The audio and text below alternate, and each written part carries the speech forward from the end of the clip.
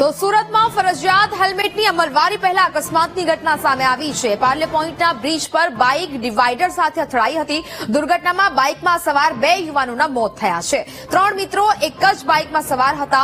ઉમરાથી અફાગેટ જતા આ bike divider સાથે અથડાતા અકસ્માત થયો।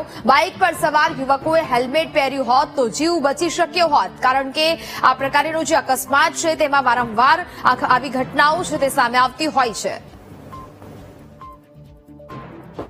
ये 3 बंदे उमरा की तरफ से आ रहे थे, आठवा गेट की तरफ जा रहे थे। सरगम वाला ब्रिज चढ़ते हुए 3 जना में से एक जना बच गया, गुजराती। एक गुजराती और था, एक राजस्थानी था। दोनों की एक्सीडेंट से मौत हो चुकी।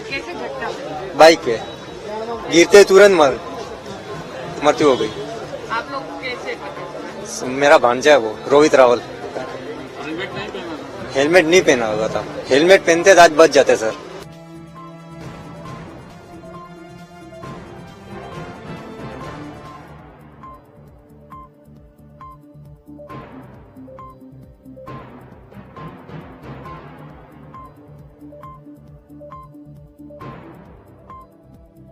हेलमेट पहनवा माटे अमे पुलिस से बचवा माटे आप हेलमेट नहीं पहनो, परंतु आप अपने परिवार ने बचाव माटे हेलमेट पहनी चालो। जेटला भी बनाव बनी रहा है, बारंबार बोलीए छीए, आप लोग भी मीडिया ना दोस्तों भी पण बोलता रहे छे कि अगर हेलमेट हो तो कदाचित बची जात बधा लोग जो है।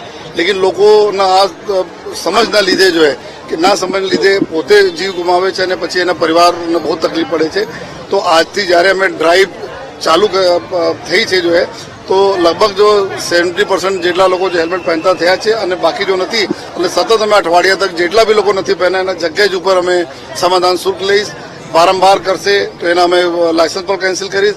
ડ્રોન કેમેરાઓથી ખાસ કરીને જો ભરચક જો અમારા 4 રસ્તાઓ છે એનાથી અમે વિડીયો રેકોર્ડિંગ ડ્રોન કેમેરાઓથી કરીને એના પછી ચલાન બધાને જનરેટ થશે। લેકિન અમે બધાને અપીલ કરી છે આ બધા કરવાની જરૂર નહીં પડે, આપ પોતે પહેનો। આ પ્રકારનો દુઃખદ બનાવ જો બને છે, લોકો હેલ્મેટ અગર પહેના હોત તો કદાચિત એના પૂરા ઘરને જો ઉપર દુઃખ ના આપ જો તૂટી પડ્યા છે એનાથી બચી જાય છે।